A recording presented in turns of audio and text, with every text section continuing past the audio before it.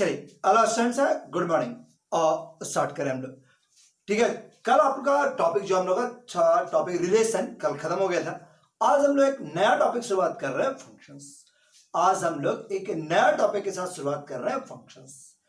ठीक, बस बढ़िया पेपर से ये भी पिछले जैसा के तरह का टॉपिक है, रिलेशन जैसा ही कुछ है। अगला वर्ड है फंक्शंस। पहले बताओ, क्या आप फंक्शन जानते हैं? फंक्शन क्या होता है? फंक्शन का नाम तो बहुत सुना है, क्या आप फंक्शन जानते हैं? तो नहीं, अगर जानते तो एक बार फिर से देखो, हम समझाते हैं।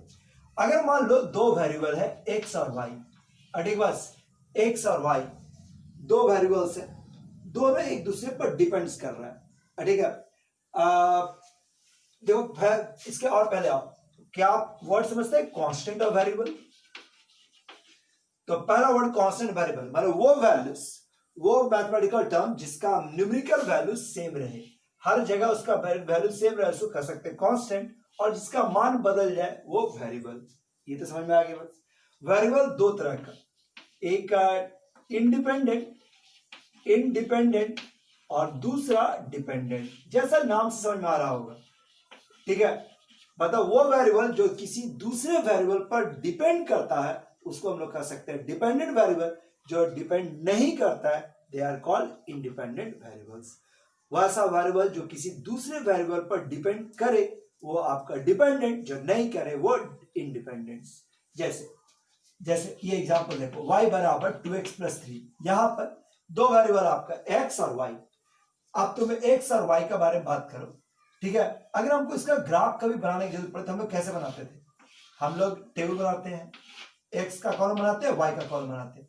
x का वैल्यू दे रहा है, y ऑटोमेटिकली आ जा रहा है। x का वैल्यू जो हमको मन किया 1, हमको मन किया 2, हमको मन किया 5, तो 5 लिखेंगे। क्या इसका कोई दिक्कत नहीं है? हम लोग को जो मन किया x का वैल्यू ले सकते हैं कॉरस्पॉन्डिंग।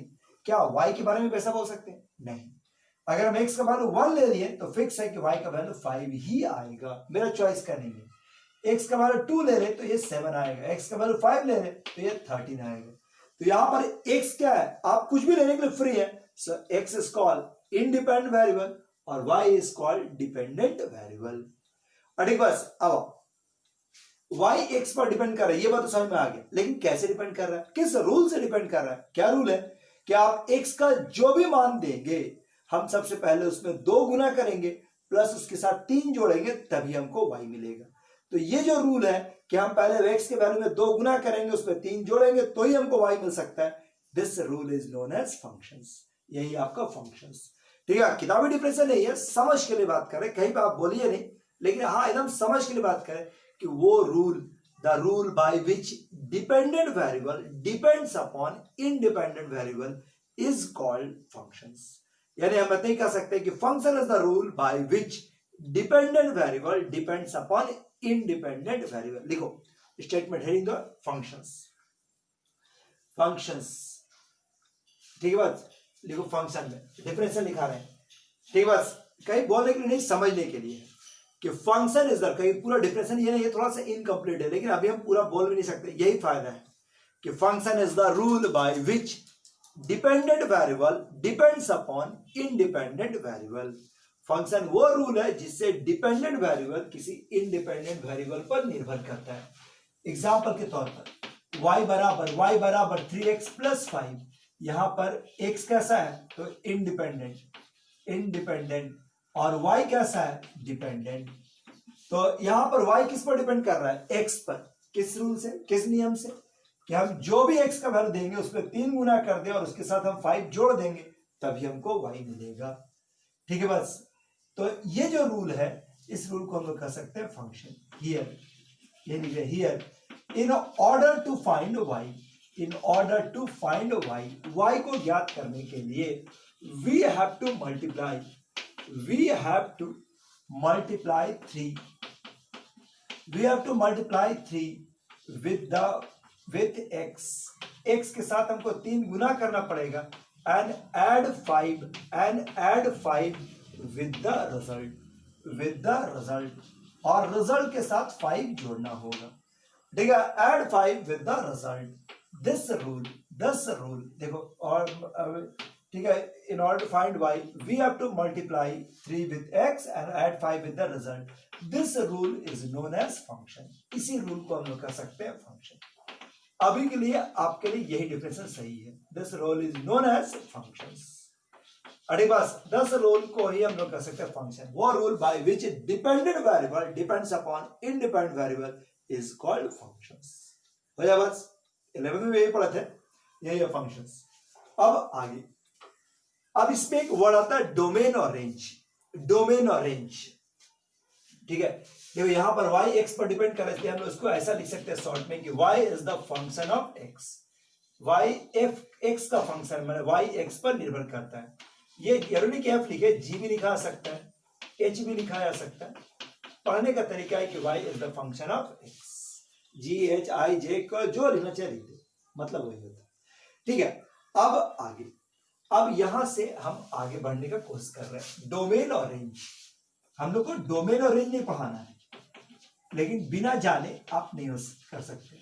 अगली बात, डोमेन और रेंज में 11 का टॉपिक है, तब भी हम तुमको हल्का हल्का याद दिलाते हुए चले। ठीक, बस अब बताओ डोमेन किसको कहते हैं? क्या आपको डोमेन समझ में आता है? तो इंडिपेंडेंट वेरिएबल यानी एक्स, एक्स का वो सारा वैल्यू जिसके लिए फंक्शन डिफाइंड हो। डिफाइंड हो मतलब इन्फिनिटी ना हो, इमेजिनरी ना हो। एक्स का वो सारा वैल्यू जिसके लिए फंक्शन डिफाइंड हो, ठीक है, इन्फिनिटी ना हो, इमेजिनरी ना हो, उसको हम लोग कह सकते हैं डोमेन। मतलब collection of all the possible value of independent variable, ठीक है, independent variable for which function is defined, ठीक है, बात नाइदर इन्फिनिटी नॉर इमेजिनरी, उसको हम लोग कह सकते हैं डोमेन। ठीक है, लिखना चाहते हो लिखो जल्दी से, ये मेरा सिलेबस का नहीं है लेकिन थोड़ा सा याद रखना जरूरी है।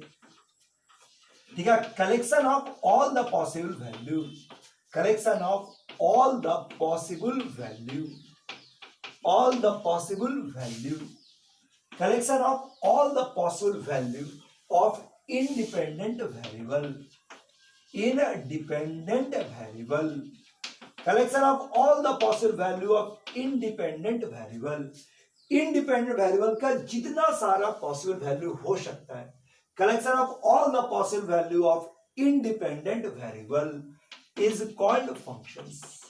इसी को हम लोग कह सकते हैं is called domain of the functions, is called domain of the functions।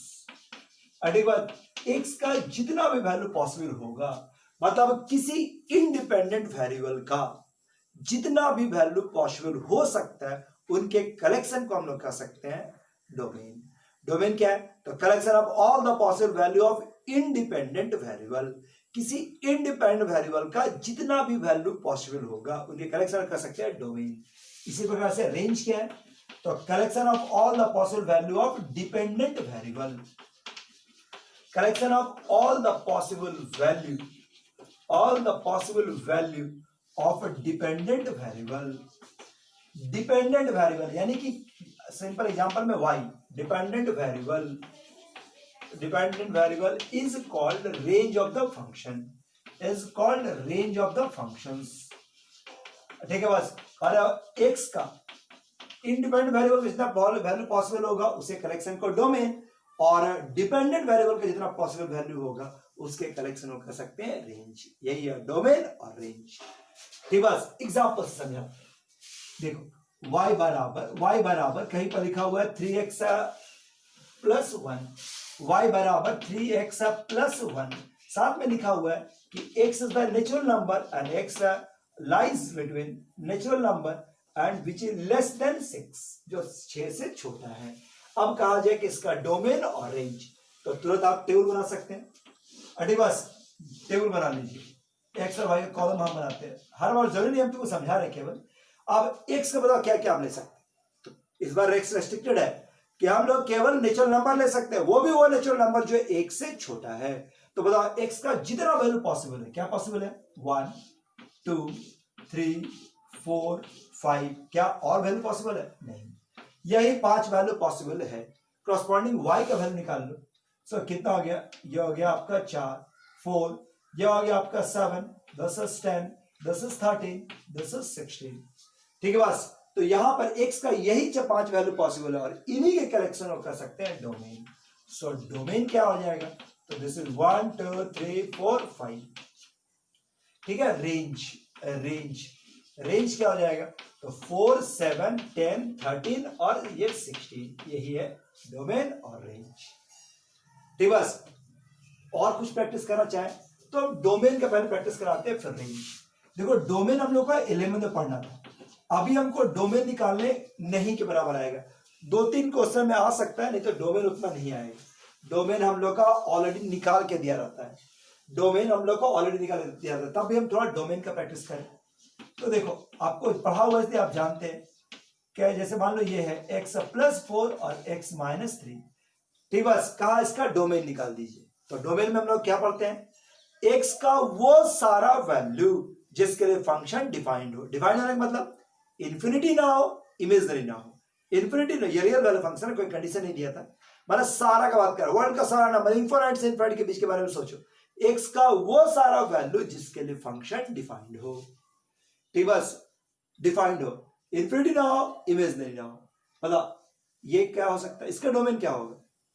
तो सोचो ये वैल्यू में फॉर्मेट क्या है, बटा में है, ये रूट तो है ही नहीं, तो इमेजनरी नहीं, कोई बात नहीं हो सकता, ये ऑलवेज रियल, इमेजनरी तो कभी हो ही नहीं सकता।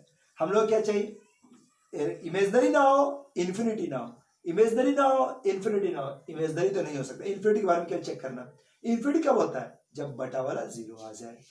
तो इस क्वेश्चन में बटा वाला 0 कब आ सकता है, जब x के जगह पर हम एग्जैक्टली 3 रख देंगे तो नीचे वाला 0 हो जाएगा। तो हम केवल यही एक 3 जो है, जो यहां पर हम नहीं रख सकते, बाकी आप कुछ भी रखिए ना, कोई दिक्कत नहीं।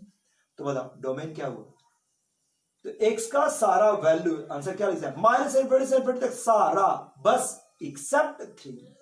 तो आप 11 में जो प्रैक्टिस किए हुए लोग सर पढ़ाए होंगे कि नीचे वाला को रफ में मन में 0 से इक्वेट कर दो, जो आएगा बस उनको छोड़कर, x को नीचे वाला को 0 से इक्वेट कर दो, जो आएगा बस उनको छोड़कर। बताइए इसका डोमेन क्या होगा, डोमेन नीचे वाला को रफ में मन में 0 से इक्वेट करो, कितना आया 3 को छोड़कर। सो डोमेन हो गया -∞ से इन्फिनिटी सारा एक्सेप्ट 3 को छोड़कर, -∞ से इन्फिनिटी सारा एक्सेप्ट 3, ठीक है। बात यही इसका डोमेन क्या, यहां तो बढ़ी क्या। अब आगे बढ़ते हुए, ठीक है, अब इसको समझो, इसका बता, इसका डोमेन बता सकता है 10 x divide by x square -4। तो इसमें भी वही इन्फिनिटी नहीं होना चाहिए, इमेजनरी नहीं चाहिए। हम 1-2 क्वेश्चन के लिए याद दिलाने की कोशिश कर रहे हैं, उस माहौल में लाने की कोशिश कर रहे हैं, उस ढंग में जाने की कोशिश कर रहे हैं। x स्क्वायर -4 तो रूट का झंझट नहीं है, इसलिए इमेजनरी नहीं होता, बस केवल बचाना है इन्फिनिटी से। इन्फिनिटी कब होता है, जब नीचे वाला 0 से इक्वेट करे। तो जब भी बटा वाला क्वेश्चन है जिसमें इन्फिनिटी आने का चांस है, उसका प्रोसेस क्या है कि नीचे वाला को रफ में मन में 0 से इक्वेट कर दो, x का जो जो वैल्यू आएगा बस उनको छोड़कर, x का जो जो वैल्यू आएगा बस उनको छोड़कर। तो बताइए इसका डोमेन क्या हो जाएगा, इसको 0 से इक्वेट कर तो 2 और -2 आया, तो आंसर हो जाएगा -∞ से इन्फिनिटी एक्सेप्ट 2 ही वैल्यू छोड़कर, -2 और 2 को छोड़कर, एक्सेप्ट -2 और 2। अब इसको टेस्ट करो, बताओ फंक्शन ऑफ x बराबर, देख लीजिए बढ़िया से, फंक्शन ऑफ x का वैल्यू, फंक्शन ऑफ x का मान अगर हम लिखते हैं √x-3, बताओ इसका डोमेन क्या होगा। क्या होना चाहिए, इन्फिनिटी नहीं होना चाहिए, इमेजनरी नहीं होना चाहिए, इन्फिनिटी नहीं होना चाहिए, इमेजनरी नहीं। इन्फिनिटी कब होता है, जब नीचे वाला 0, इसमें तो नीचे वाला झंझट नहीं है, मतलब इन्फिनिटी के बारे में कोई टेंशन लेने की जरूरत नहीं, केवल इमेजनरी से बचाना है। इमेजनरी कब होता है, जब रूट के अंदर निगेटिव हो जाए, तो हम चाहते हैं कि निगेटिव ना हो। तो x का वो वैल्यू एक्सेप्ट होगा जिसके लिए अंदर वाला 0 या 0 से बड़ा। सो बताओ डोमेन क्या लिख सकते हैं इसके, अंदर वाले को 0 से इक्वेट कर दो, 0 से बड़ा मतलब x का वैल्यू 3 या 3 से बड़ा। तो हम डोमेन क्या लिख सकते हैं, 3 से लेकर इन्फिनिटी तक, ये इसका डोमेन, ठीक है। बस ये इसका डोमेन। फंक्शन ऑफ x बराबर अगर हमसे कहा जाए 1 - x², ध्यान दो 1 - x², तो कंडीशन में भी है कि अंदर वाला 0 या 0 से बड़ा, मतलब x का वो वैल्यू जिसके लिए अंदर वाला 0 या 0 से बड़ा है। तो रफ में या मन में जैसे करना 0 या 0 से बड़ा, लेकिन इसको डायरेक्ट कोई नहीं बना सकता क्योंकि क्वाड्रेटिक आ गया, थोड़ा लेवल बढ़ा दिए, इसका करस्पॉन्डिंग इक्वेशन बनता है आपने जो पढ़ा है उनको याद आ जाएगा। 1 माइनस एक्स स्क्वायर बराबर 0, एक्स का 2 वैल्यू आया प्लस माइनस 1। ना साइन स्कीम बनाना पड़ेगा, -1 और -1 ऐसा। हम लोग का बस शर्त के अंदर और 0 से बड़ा होना चाहिए। अब बताओ, माइनस से इन 1 से पहले कोई नंबर, -1 से पहले कोई नंबर कितना ले, -2 -3 कुछ भी यहां बढ़ा, ठीक है। बस -2 -3 1 माइनस -2 का स्क्वायर, तो क्या हो जाएगा 1 -4 यानी कि निगेटिव। यहां पर निगेटिव, पॉजिटिव और निगेटिव। बताओ हम लोग को चाहिए क्या, हम चाहते क्या है कि 1 माइनस एक्स स्क्वायर 0 से बड़ा हो यानी कि पॉजिटिव वाला रेंज। तो इसका डोमेन क्या होगा, -1 से लेकर 1 तक। तो जो भी यही है डोमेन।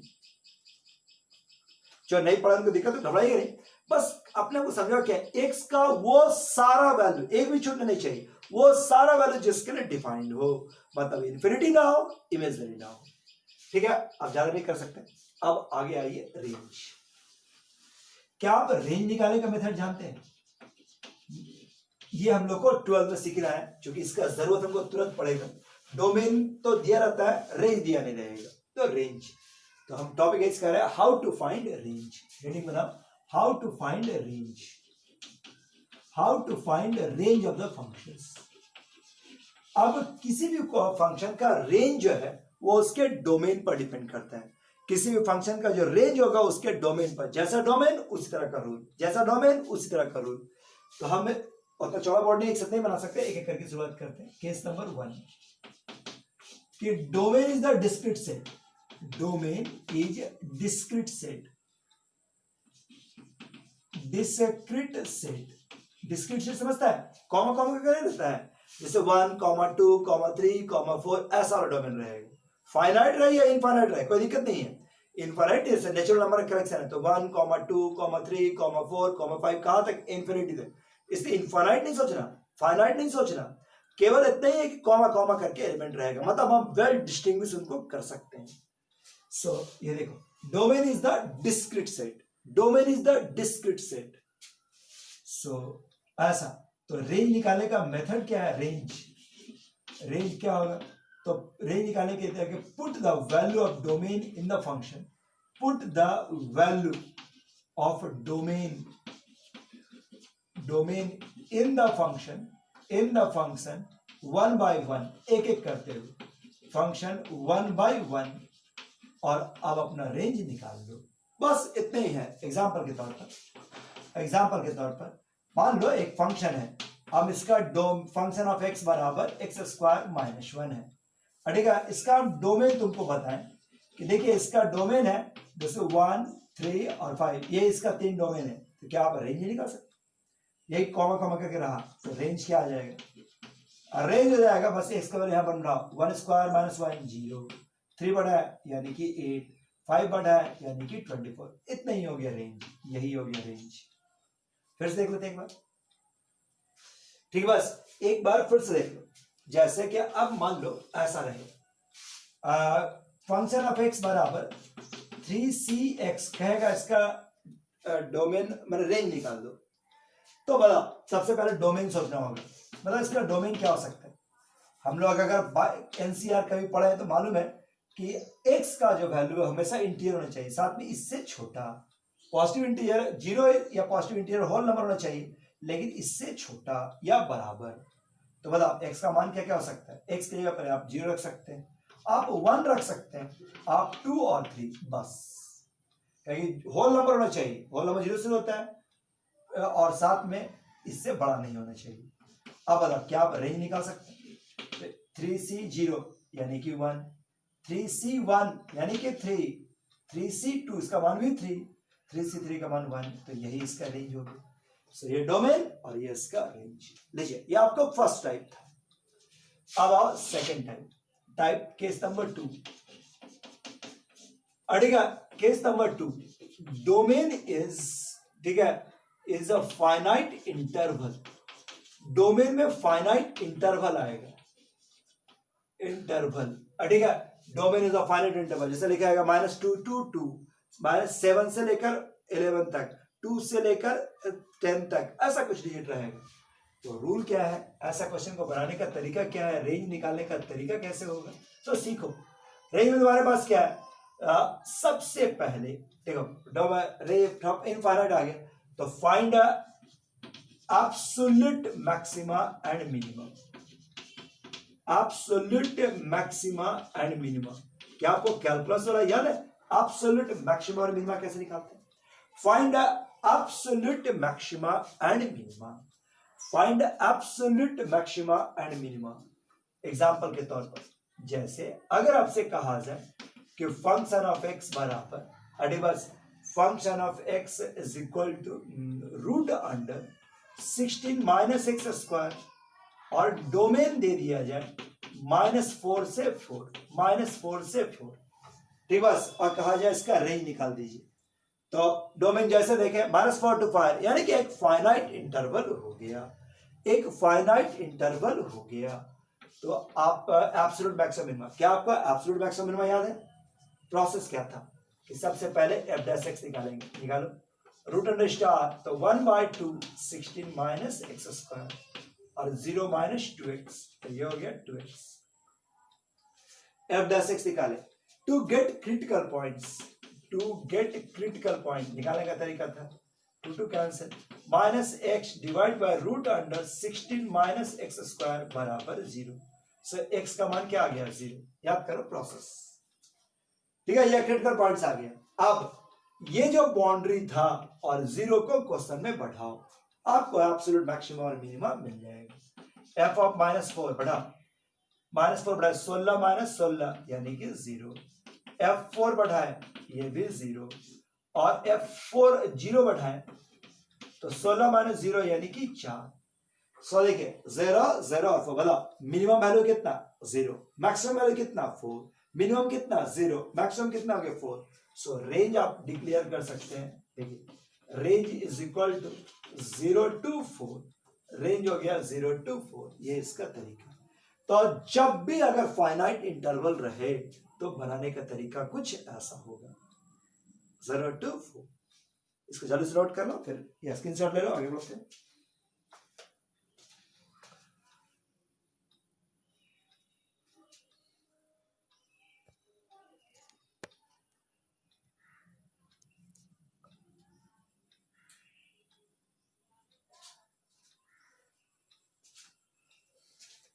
चल हो गया ना, अब आगे बढ़ते हुए और टाइप है, case number third, case number third या टाइप नंबर थर्ड जो बोलो कि अगर डोमेन जो है, domain is a infinite interval, domain contains infinite interval, contains infinite interval, कि अगर डोमेन में फाइनाइट की जगह पर इनफाइनाइट इंटरवल होगा, डोमेन कॉन्टेन्स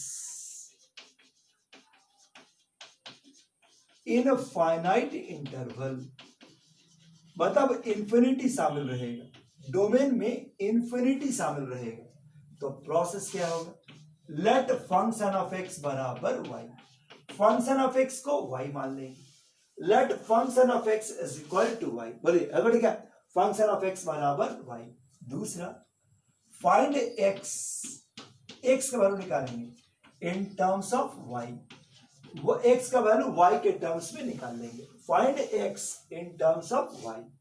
और तीसरा steps find those value of y, find those value of y, y का वो मान निकाले for which x is defined, for which x is defined, y का वो मान निकाले जिसके लिए x डिफाइंड होगा। अब y का जो मान निकाल के आप लाएंगे वही आपका रेंज, वही आपका रेंज।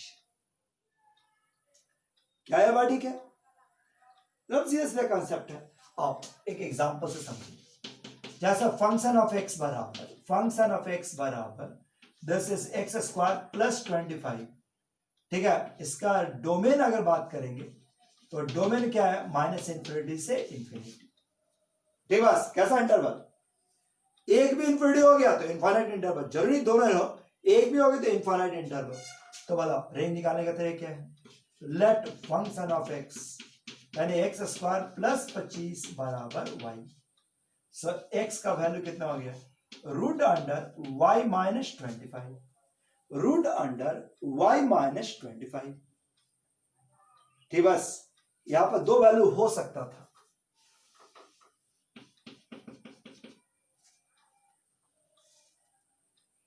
x का वैल्यू निकाले, ठीक, बस तो आपका ये वैल्यू आ रहा y माइनस 25।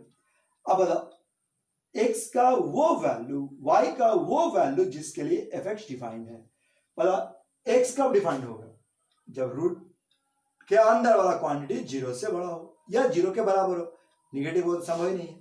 सो हम ऐसा कर सकते हैं कि x is a defined only when, केवल तभी जब अंदर वाला जो क्वांटिटी है वो 0 या 0 से बड़ा, यानी y का वैल्यू 25 या 25 से बड़ा।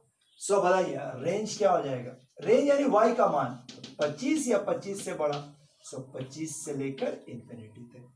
सो डोमेन हो गया आपका माइनस इनफिनिटी से इनफिनिटी, तो रेंज आ गया 25 से इंफिनिटी तक। हो जाएगा बस, ठीक।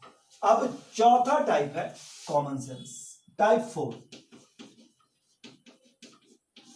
Based on common sense. अड़ेगा कॉमन सेंस का यूज कीजिए, कॉमन सेंस का यूज कीजिए।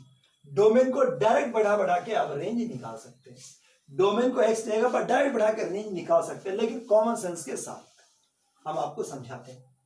अरे बस एग्जाम्पल से, अब तीनों टाइप का भारी यही है, यानी कि काम चलाओ, यही सबसे इंपॉर्टेंट, यही वाला सबसे इजी पड़ता है। अगर डोमेन्स का बात करें इसी से इजी पड़ेगा। जैसे अगर मान लो फंक्शन ऑफ एक्स बराबर एक्स स्क्वायर प्लस 25 है, और आपसे कहा जाए कि इसका रेंज निकाल लीजिए।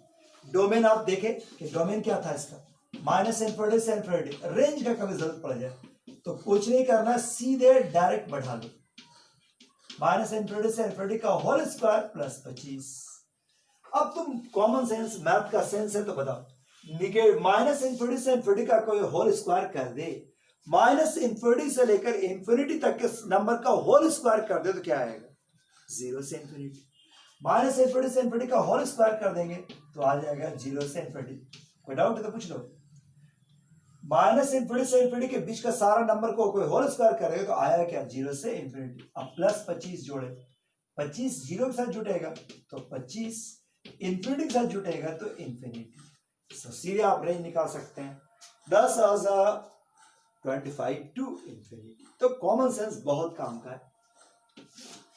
ठीक है, कॉमन सेंस आपके लिए बहुत है। ये वाला भी देखिए, root under 16 minus x square, root under 16 minus x square. जैसा फंक्शन दिया हुआ है root under 16 minus x square, और डोमेन दिया हुआ है -4 से 4। बताओ रेंज निकालना है तो आप वो मेथड तो एक है ही, लेकिन अगर डायरेक्ट चाहते हैं कॉमन सेंस तो डायरेक्ट बढ़ाओ। अब बता -4 से 4 का नंबर को स्क्वायर करेंगे तो क्या मिलेगा, कॉमन सेंस सोचो, सबके पास है, आपके पास भी है। तो आपको जब भी मिलेगा वो 0 से 16 के बीच में ही मिलेगा। अब 16 में से 0 घटा देंगे तो 16, और 16 में 16 घटाएंगे तो 0। इसको लिख सकते हैं कि हमको 0 से 16 के बीच में मिलेगा। ये नहीं बता रहे हैं, घटा के देखिए, चांस से वही आ गया। अब 0 का रूट 0 और 16 का रूट 4, सो रेंज कितना आ गया, 0 to 4। तो बहुत ही यूजफुल, बहुत ही काम का, ठीक है, डोमेन रेंज। तो डोमेन तो अभी 12th के लेवल में दिया रहेगा, रेंज आपको निकालना है, रेंज आपको निकालना है। इसको बढ़िया से देख लो, प्रैक्टिस कर लो, फिर बढ़ते हैं।